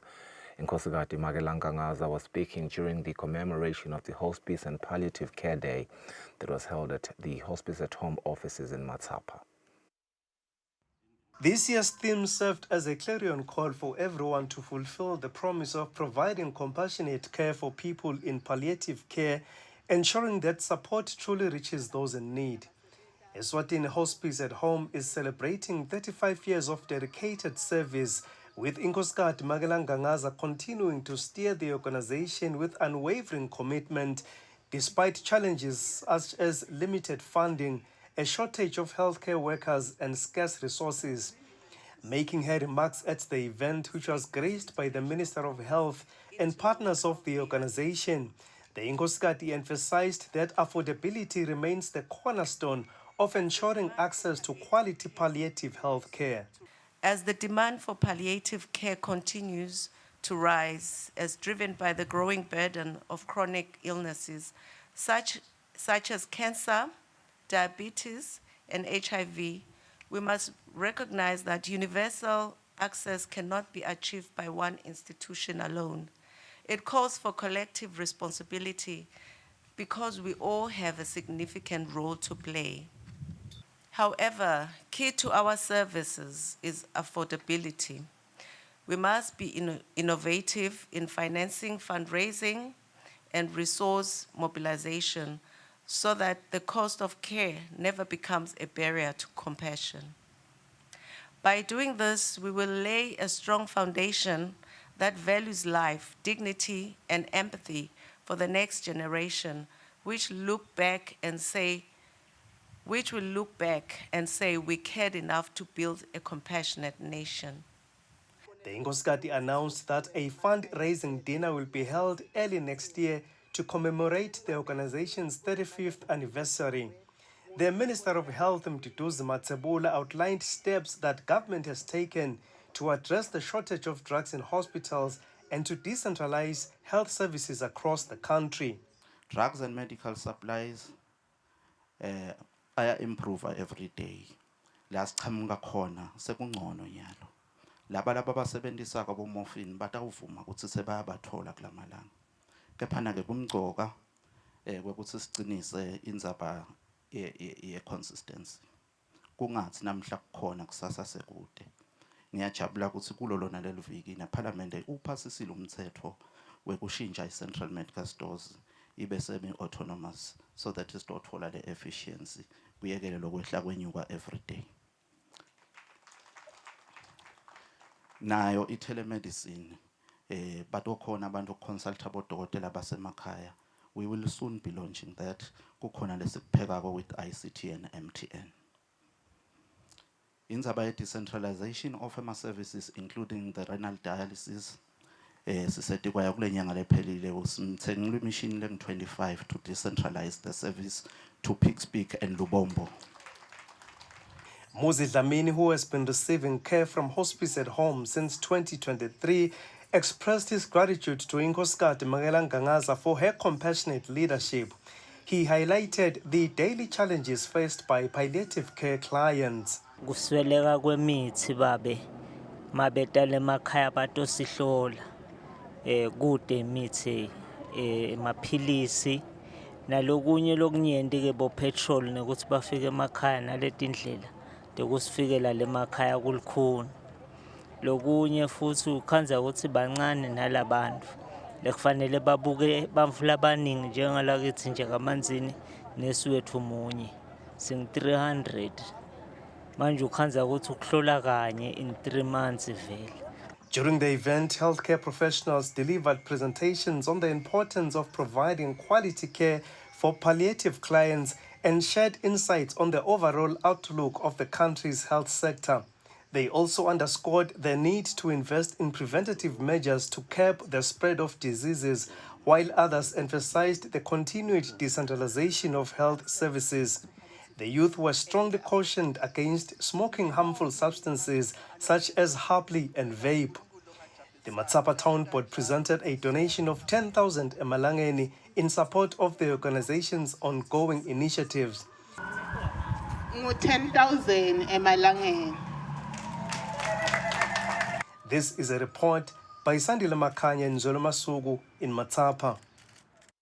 Prime Minister, His Excellency Russell Miso Dlamini has said countries responsible for the climate crisis must take the lead in resolving it. Speaking at COP30 in Belém, in Brazil, he stressed that financial commitment is crucial to winning the fight against climate change. Delivering King Mswati III's message, the Premier highlighted the need for collective action to address the devastating impact of climate change. The Prime Minister, His Excellency Russell Dlamini, did not hold back when delivering His Majesty King Mswati III's speech at COP30 on Thursday. The Premier made a strong statement urging countries that are most responsible for the climate crisis to take lead in solving it. He pointed out that small countries like Eswatini don't contribute much to greenhouse gas emissions, but the kingdom still needs billions of emalangeni to deal with the effects of climate change. Those who have contributed most to this crisis must lead the way in resolving it. Our commitment does not abdicate their responsibilities to lead the response. We cannot allow our people to live in poverty while resources are diverted to solve a crisis that disproportionately benefited others. None of our global goals are possible without adequate and accessible financing. Accessing climate funds is currently overly complex for developing nations. Eswatini's NDC alone requires an estimated $2.4 billion US. But globally, we need approximately $2 trillion US. Crucially, this financing must be in addition to development financing. Brazil's President Luiz Inácio Lula da Silva said COP30 needs to be different. He said it shouldn't be another meeting, but a platform where real decisions will be made and actions taken. The emissions report of the Program of the United Nations for Environment estimates that the planet is moving towards to reach 2.5 degrees hotter till the year 2100. So according to the roadmap Baku-Belém, human losses and material losses would be drastic. More than 250,000 people can die each year. The global GDP could get smaller in 30%, can shrink to 30%. That's why COP3 will be the COP of truth. It is now the moment to take it seriously. All the warnings of science. UN Secretary General Antonio Guterres stressed that immediate action is essential if the world is to have a chance at meeting the 2030 goals in the fight against climate change. This year, let us be clear, the 1.5 degrees limit is a red line for humanity. It must be kept within reach. And scientists also tell us that this is still possible. If we act now at speed and scale, we can make the overshoot as small, as short, and as safe as possible, and bring temperatures back below 1.5 degrees Celsius before. The practical impacts of climate change are already being felt around the world, and they show up in many ways, including heat waves, flooding, storms, and hurricanes. These effects are a serious threat to life as they endanger food production and lead to poverty and hunger. Reporting is Temgosi Mavimbela, Belém, Brazil. The Honorable Minister of Information, Communications and Technology, Savannah Mazia, says with support from women in leadership, Eswatini can accelerate its economic development. The minister was speaking during a luncheon with women in leadership. The Honorable Minister of Information, Communications and Technology, Savannah Mazia, hosted a luncheon with a group of dynamic women leaders in Eswatini from businesses, local government and private sector under the theme, Women Uplifting Women Leading with Purpose, Impact and Sisterhood. So I think the role that you guys play is so important. And I think what is even more critical is how do we now, as a ministry, assist you? And I think one of the things, in fact, I know is that if we were able to have some kind of app that talks about what you do, we could include it in our government in your hand. We need to be able to teach both men and women how to be financially responsible. I was even talking to the Minister of Education, Gutsi, akutalwe e-primary, kube nje i-second nature. The women leaders, among other issues, brought to the table their experiences and the importance of collaboration. It's a great initiative. Start talking in detail. We are about rural women. We are about the underserved in terms of financial access to finance, financial literacy. The salary that they get. So whatever that you do, because this is how much I end up taking home. I'm the one that has not been responsible to manage the gap from where to what I end up taking home. What we are lacking as a country, it's actually empowering our young girls to actually move away from wanting to be employed, but to create employment. As the younger generation comes in and looks at empowerment and what can you do differently? In my instance was to ensure that you don't just put women in positions, but you teach them. We have something that they wish they had. Just know that, you know, you have, and then you're also trading on waters that no one dared to, right? And of course, you have a savannah that will challenge. The United Nations says empowering women and ensuring their full participation in leadership can lead to more inclusive and effective governance, stronger economies, and improved social outcomes. Reporting Samgalsiwe Koza, Eswatini. The Honourable Minister of Economic Planning and Development, Dr. Tambo Gina, has launched the 2027 Population and Housing Census, together with the 2025-2026 Eswatini Economic Census. The minister says data collected from both censuses is expected to guide government policy. The Kingdom of Eswatini is gearing up for two major national data collection exercises aimed at improving planning and development. The Honourable Minister of Economic Planning and Development, Dr. Tambo Gina, has officially launched the 2027 Population and Housing Census, along with the 2025-2026 Eswatini Economic Census. This census forms a cornerstone of our national planning efforts. It enables government and stakeholders to measure the structure and performance of the economy by collecting data on production, employment, and investments across all sectors. In simple terms, the economic census tells the story of how our businesses are shaping the economy.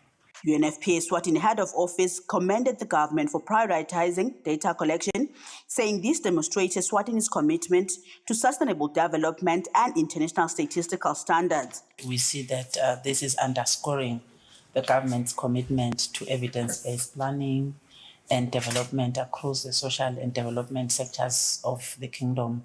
UNFPA recognizes that the population and housing census is the only source of comprehensive data that captures every individual.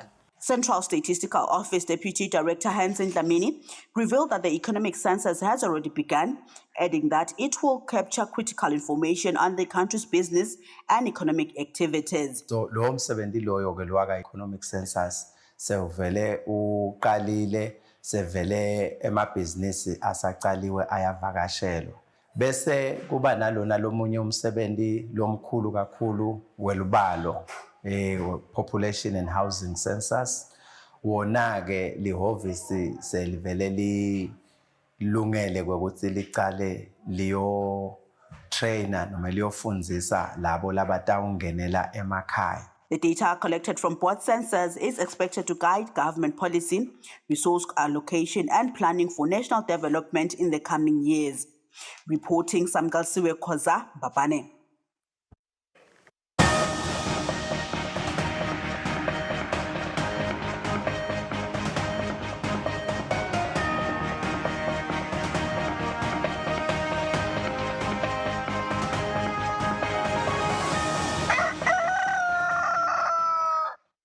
The Mbabane Town Chief Executive, Kusile has announced that the number of athletes who have registered for the Mbabane Marathon is fast approaching the 2,000 entries that they had hoped for.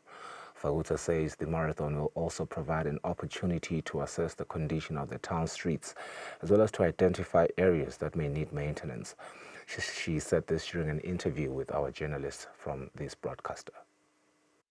If you're an athlete, you would appreciate what that means. We are fresh from Mbube Marathon. Now there is this marathon, and we know that our athletes right now are preparing to register for international races. So we are very excited to suddenly become part of the running calendar, not only in Eswatini, but if our athletes are looking at this as a platform to prepare them for international races, we cannot stop to celebrate that achievement. As we speak now, closing for the marathon is on Sunday. We really are sitting very comfortably at around 1,800 registered athletes.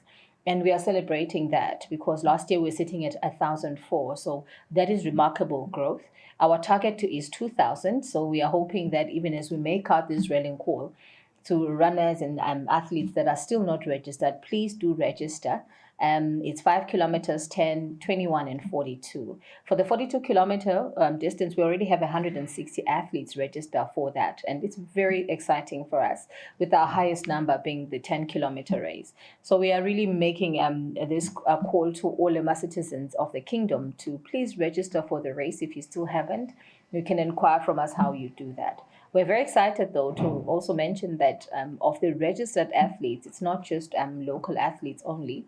We're happy to note that, once again, we've attracted international runners from as far as Kenya, Malawi, Namibia, and our neighbor South Africa. And for us, that really speaks volumes about the marathon. But not only that, it's an opportunity for Eswatini to shine and to be marketed to international visitors who are coming for the marathon.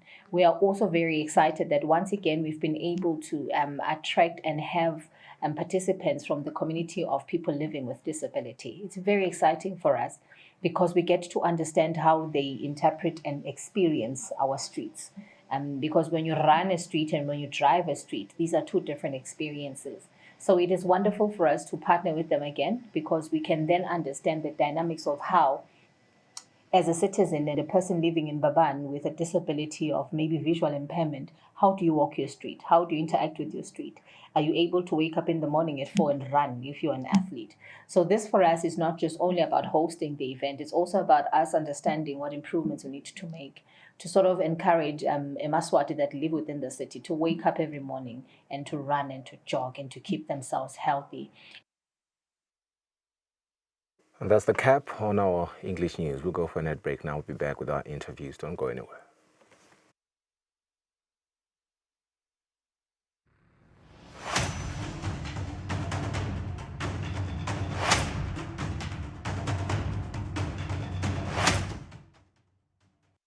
Kude lesinye isikhathi ngaphandle kwalesi. Aba research bafunze. Being risky means ukuthi nalokuwa kwayo kulula. Nathi kufuna sente ukukhiqiza lokusebenzisa.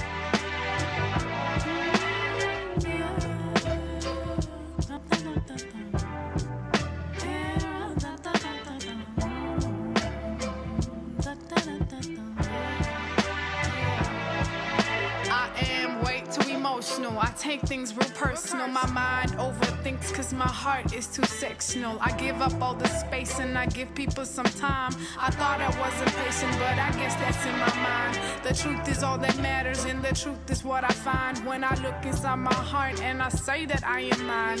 I wipe another tear as I beg the hands of time to take me to a place where I have some peace of mind. I don't know if I got what it takes to be the greatest, cause every day is a different struggle I'm contemplating.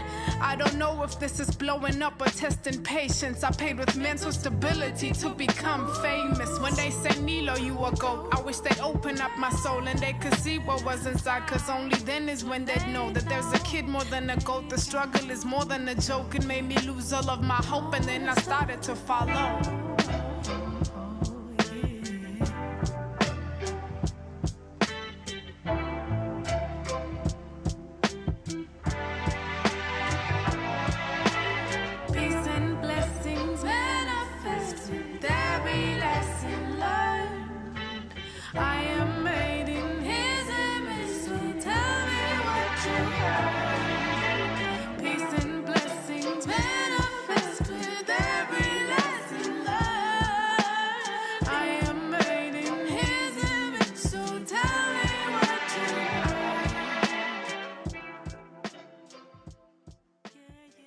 Right, born and raised in Babane, Eswatini, Sanilo's story is one of willpower. It is one of purpose and sound. From writing poems at the age of 10 to commanding some of Africa's biggest festival stages, headlining Bushfire and Luju Festival, her music has become a mirror of her evolution intimate yet powerful, spiritual yet grounded. Her debut EP, Chifunilo, meaning the will of God, introduced us to a voice both soft and commanding. It was a project that married Afro soul with purpose and marked her entry into a space where vulnerability met conviction. Now, as she prepares to release her sophomore EP, Maguhalala, she opens a new chapter, one that explores the bliss of infatuation, the sting of truth, and the rhythm of self-discovery. Ahead of her exclusive listening session that is going to happen this evening at Yini Logu, we dive into the world of Maguhalala, 6 songs, infinite emotions, and the evolution of an artist finding her truth through sound. Sanilo joins me now on the Kusile Breakfast Show to kickstart our Friday. It's a pleasure and it's an honor. Welcome to the show. How are you? I'm good. What an intro. Thank you. Yes. I'm like, I want to meet this person you're talking about. Oh, yeah? I had to do justice. I mean, you have quite the illustrious career. Thinking back at it, I mean, the song that we just opened our interview with, you tell me you wrote those raps, and I mean, the chorus itself or the hook is melodic in 2019. What does my math tell me? That's like 6 years ago. About 6 years. Yeah. We'll go to the 7th one very soon. It's quite impressive because I'm listening to the pen. I can hear, some sampling of Erykah Badu on the hook itself. Yeah. Let's go back to that year itself. Okay. What was going on in Sanilo's world coming into the music industry? I mean, I definitely wanted to gain people's attention. Right. And I felt like there's a lot of vocalists in the country. Yeah. So how can I distinguish myself? Because I do sing, but I think the rapping would have made a better impression in my mind. And so I wrote About Me, which is the title of the song, and self-explanatory, really. It's my story. Yeah. And the lyrics itself, the lyrics themselves, oh my goodness, English. The raps are impeccable. I can tell there's a lot of, I'd say, studying of the craft of music behind it, because you can clearly tell the rhyme schemes are there, the punchlines are there, you are rapping on beat, the cadence is good. Who are some of your early influences in music?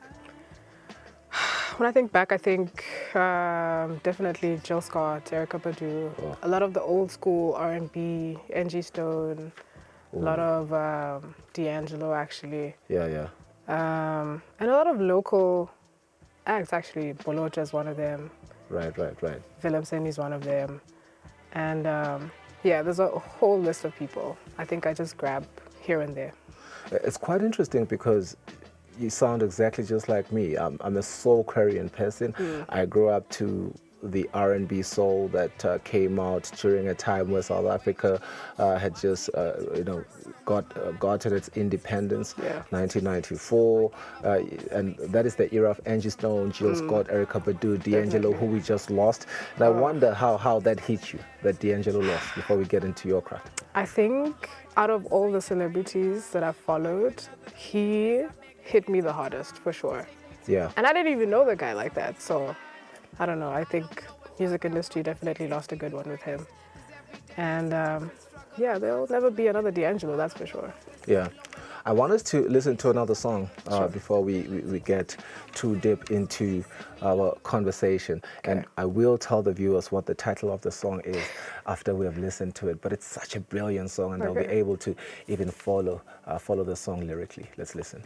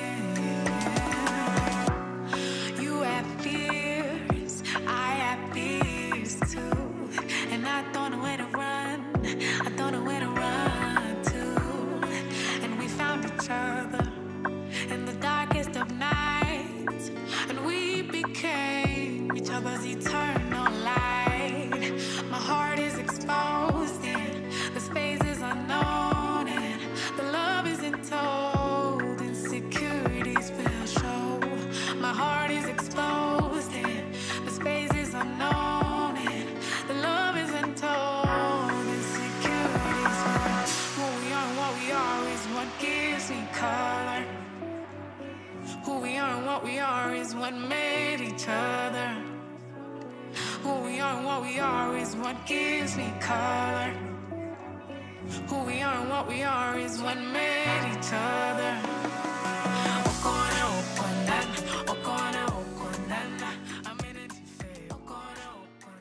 Okona Okondana, that is the hook of the song that you're enjoying now, but certainly the song itself, quite a song. One of my favorite songs, by the way, from your debut. Let's talk about this song. You're whispering to me that by the time the song came out, you were almost tired of it because... Not even almost, I was done. I was Why? like, oh. Because when you record a song and then, obviously you're going to hear it over and over again and it's your favorite song. By the time it dropped, I was so over it. And I realized then I probably shouldn't have done that because now I have to sing it over and over again. Can I make the argument that this is probably your biggest song of your career so far, before Maguhalala drops? No, that argument is fair so far. It's a fair one, right? It's the same song that got you traction into outside of Eswatini as well. Definitely, I remember Spotify recognized you. The Apple Music. Apple Music recognized. Yes, it was track of the week when it dropped, yeah. Yeah. Let's talk about the origins as well as the intention, because this song is track 3 of your debut. Yes. Which was titled Chifunilo. Yeah. Let's talk about that title. What does that even mean? What language is that? So Chifunilo means the will of God. And it is Chichewa, which is spoken in Malawi, which I am half Malawian, for those who didn't know. And basically, it's a self-titled EP. So my name is Chifunilo. But when I was born, my Swazi family side couldn't really pronounce it, so we had to translate it to Indando Yenkosi, which basically means the same thing. Yeah. That's beautiful. When you think back to that project, what message were you trying to communicate? Was it the will of God for the trajectory of music that you have? Not necessarily. I What was think it? the whole theme of the project was love, life, and loss. And I was just trying to discover myself in those 3 words. So it's definitely a reflection of myself in that project. I'm just glad that people could relate to what I was feeling at the time, yeah. And certainly it is the will of God that we go through, all those phases in life, and we experience them in their entirety. And I think that makes a beautiful, poetic sort of analysis of the project, for lack of a better term. So let's speak the evolution to your sound now, because you've obviously evolved as a person and as an artist. When you listen back to that project now, what do you hear differently? That is in terms of your tone, your emotional space, and your writing even. I definitely think my voice got deeper since then. That's funny. But truthfully speaking, from Chifunilo to Maguhalala now, I do think I've been exposed to way more music that has definitely helped with my writing. I've written a lot more because Chifunilo dropped a while back. And I'm definitely excited about people's opinions because I think this project doesn't have raps on it. And a large fan following for Chifunilo was the rap heads. Oh yeah, by the way, yes. So we'll see how that plays out. We'll see, I'm crossing fingers. Yeah, that's quite interesting because I do want us to get into the meaning behind the next project. Okay. Maguhalala. Yeah. I love that title. Thank you. All your titles always have a thing of a region and a sound of, it wants to be indigenous to a certain extent. Yeah, definitely. And this one title alone feels poetic. Let's talk about what it means to you personally and how does it set the emotional tone of the project, Maguhalala? So Maguhalala, for me, first and foremost, it's a representation of where I'm from. I was born and bred in Mbabane, Maguhalala actually. Oh, wow, okay. So there's definitely a shout out there to my hood. And honestly, it just speaks to the first phases of love. Right. So the infatuation phase. So the sunset phase where it's all nice and cute and beautiful and you're in awe of God's creation. But there's a part where it twists, love really. When you start getting into the nitty-gritties of it, the reality of it. And it can be a bit dark. So I think overall throughout this project, I just tried to convey that. I always write about my experiences anyway. So these are definitely true stories that are in the project, but yeah. That's beautiful. Thank you. looking at the transition of when the sun sets and that representation that you've just spoken about, I want to juxtapose that with a song that you released 6 months ago, I believe, called, is it Autumn? Autumn, yeah. You know, just right after summer. You see a lot of sun during summer. And then it wants to set during autumn, transitioning into winter, right? So there's a beautiful juxtaposition there. So let's enjoy that song before we come back, right? Sure. Yeah. Autumn by Sanilo. Let's listen.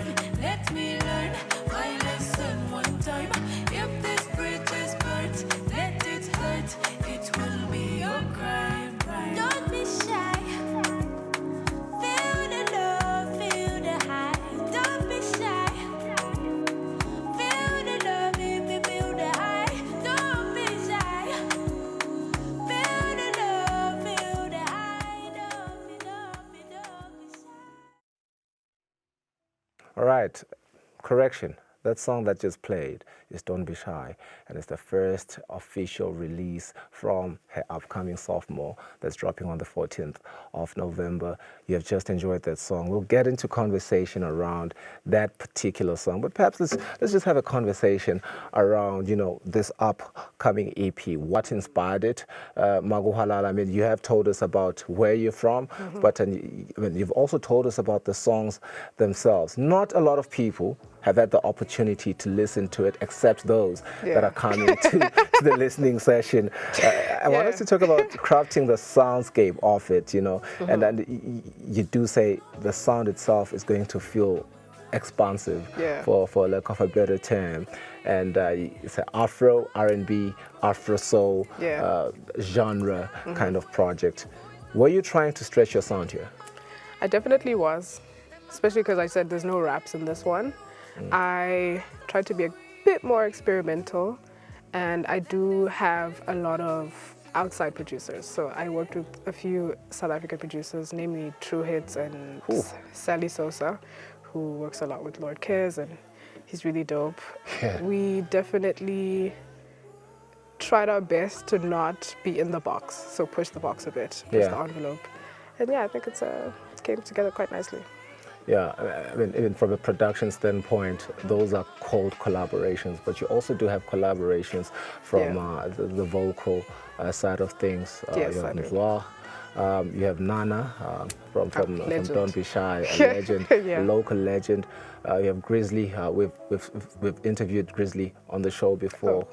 What a great rapper representing Manzini. But you also have some collaborations from South Africa. Yes. You know, let's talk about the collaborations. The 5th song on the project features Touchline, who is a South African rapper. Messy. It's called Time, and it's really just a summer song. Hey, it's bright, it's really just airy and feel good. And yeah, I'm really excited about people to hear that one. And the local features, which are Nzwa and Grizzly and the legendary Nana Makakula. Yeah, those came together quite nicely. Speaking for Don't Be Shy specifically, it was such a short session, but it yielded something really beautiful. And with Nzwa and Grizzly, we had a studio camp, you know, and we had fun, and yeah.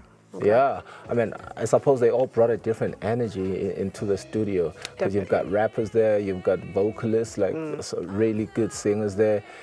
How did that shape the whole sound of Maguhalala for you, just that experience in the studio with all of them? I think in the beginning of my career, I was really hesitant with collaboration. Even just writing for someone else, I was kind of iffy about it because music for me is very personal. With this project, I really just wanted to push myself, and that's how the collaborations came to be honest. I just let them be. Right. I didn't want to, be too overbearing. I just let people be, and we gel together quite nicely. Yeah. Artists love to joke about, well, it's not a joke, it's a serious thing. It happens where when you feature someone and then you feel like, oh, that verse is too good. So much it overshadows your own verse. Have you had that kind of experience where you're like, this is so good, I need to do justice to it, I need to redo my verse or change it a little bit? Fortunately, I have not felt that pressure. Okay. We'll see though. The future is soon. But no, I always trust myself. Whenever I go to the mic and record, I'm always like, okay, I trust what this is. Yeah. Yeah. The themes of love and self-discovery. You've spoken about infatuation. You've spoken about the sting of reality as encompassing ideas behind this project itself. It's such a powerful emotional range if you think about it. And those are the things that make music something that you resonate with as a listener. And those are certainly the things that drove me into a song. Was there a particular experience or a moment that inspired this balance of vulnerability and rhythm in your life? Not you exposing me. There was a moment, a personal one, where I was with someone and we are no longer together. Shame. And so it kind of just spewed into the project. Right. And I just had to just emotionally vomit on the project and just Love it. put it all on paper. Yeah, and that's the blessing and the curse of an artist. Oh, I hate it. You take all your life experiences and you pour them into the music, and that's what makes the music beautiful. But again, that song that we spoke about, Autumn, and we explained how we juxtapose it to the idea behind Maguhalala. Let's enjoy that visualizer.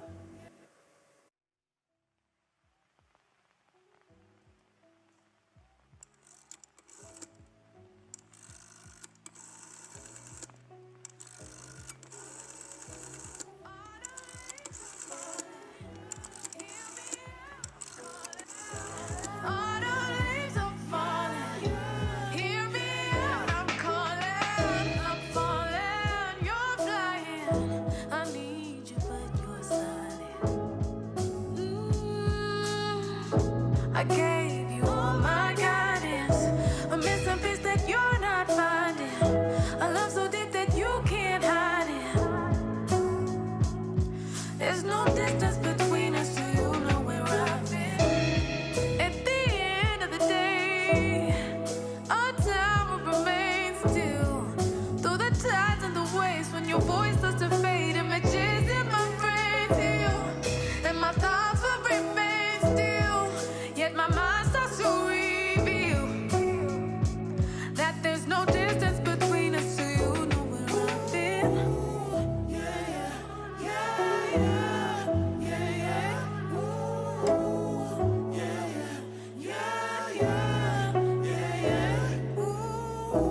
All the leaves are falling.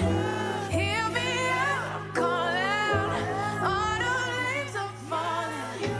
Hear me out, I'm calling. This sounds like a lament. It sounds like a personal cry. It was, Who are you lamenting to? What are we talking about here? By the way, those visuals are stunning, even though it's just a visualizer, but you always have a way with them. Yeah. Thank you. I appreciate that, because we debate for hours about visualizers, the team and I. Really, I just spoke about, it's a song that I dedicated to my dad. Right. And I did the same thing on Chifunilo with Cindy Gumva.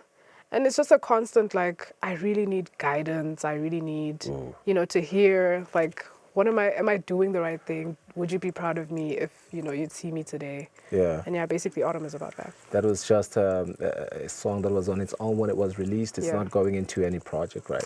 It's going into a project, but I can't say it's going not into the upcoming this project. No. Yeah. And speaking about the visual identity and aesthetic, I think it's easier for our viewers, even thinking back to the first song where you were rapping, which is what we said 6 years ago, give or take. Yeah. Yeah. It's quite stunning. It's just you standing with an umbrella and there's people playing basketball at the back, and then all the other ones which are visually aesthetic, but also quite compelling in terms of graphic and visuals. Let's talk about that visual performance and the intention behind it. And you did say you have a lot of back and forth with your team. Take me through that. What inspires these visuals? Honestly, we take a lot of time coming to a set concept, but I think overall what I've tried to communicate through visuals is like the simplicity of it. I never try to overcomplicate it. I always just try to make you focus on the thing that I'm trying to focus on as well. Yeah. And I will command our production team since we do back and forth with producers that we close our interview with Don't Be Shy after this whole conversation, because that is the first song out of Maguhalala. And I do want to ask you, in Maguhalala, when we talk the visual aesthetic and the direction there, how are you trying to translate Maguhalala visually and aesthetically? Well, definitely we're going to shove the sunset in your face. Yeah. It's going to be speaking to the light and the dark. Yeah. And hopefully it translates well throughout the project, and I'm hoping people are going to be excited as I am. And Don't Be Shy has a lot of colors popping there. It does. And the sun is setting there, I want to believe. And that's the beauty. They call it golden hour photographers. Definitely. So yeah, that's definitely what we were inspired by. Golden hour, the sun setting, while it's still beautiful. Yeah. Before it gets ugly. We'll venture into those themes and those thematic areas. Let's talk about the listening session, because that's going to happen in the evening of today, which is tonight at Yini Logu in Bavane. That's exclusive, right? It is exclusive. It's intimate, invite only. Invite only, carefully unfortunately. curated. Yeah. So I will have a launch where it'll be open to the public, but this is unfortunately an invite only, and yeah, please don't show up if you're not invited. What kind of space do you want to create emotionally for the people that you've invited? Because I'm sure you've envisioned that. I have. Oh, that's also been like a whole debate. But I want to keep it simple. But I also wanted to keep it true to self.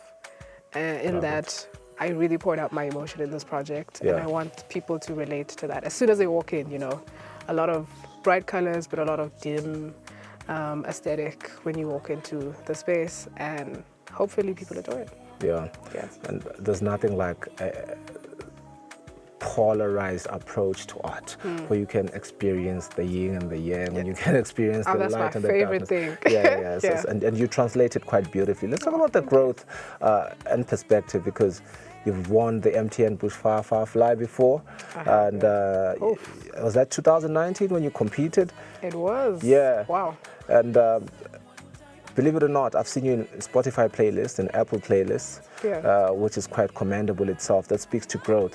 When you zoom out and you look back into that whole journey, what does that journey mean to you personally? I'm more resilient than I thought I was, that's for sure. Yeah. I may have a good voice and a good pen. That's why I'm still here. Yeah. Possibly. And honestly, it's been grace more than anything. I don't think I'm special. I don't think I'm better than anyone. I just think time and place. And I tend to be at the right time, at the right place in most phases of my career. And that's the will of God. Yeah. See what I did there? You should be a rapper. Yeah. Well, I'm just a music buff and nerd. And I think, what you're speaking on when you say you have a good voice and you have a good pen, there's artists that have the good voice and they don't have a good pen. Sure, yeah. And those artists often get criticized for having ghostwriters. We've seen that with one of the biggest rappers in the world right now, who's always, getting a shot at, but you've had ghostwriters before. And then there are those that have the pen, but not necessarily the voice. And those are too often behind the scenes writing for people. And we've seen Kevin McCall complaining that he has written songs for Chris Brown and all these artists, and yet he's still broke. He's not getting his recognition. But God blessed you with both. And so you're able to shine in front of everyone. And it's without a doubt, we saw those lyrics there, quite compelling. Thank you. Legacy and next chapter. What's next for Sanilo? Because Maguhalala feels like both a celebration and a reflection. Those two things are there. After this project, what kind of story do you want your music to continue telling? Oof, that's a loaded question, but thank you. I think after Maguhalala, Tausa, Ooh. And I'll just leave it at that, really. That's the long and short of it. Don't ruin it. Yeah. Let's listen to Don't Be Shy. Okay.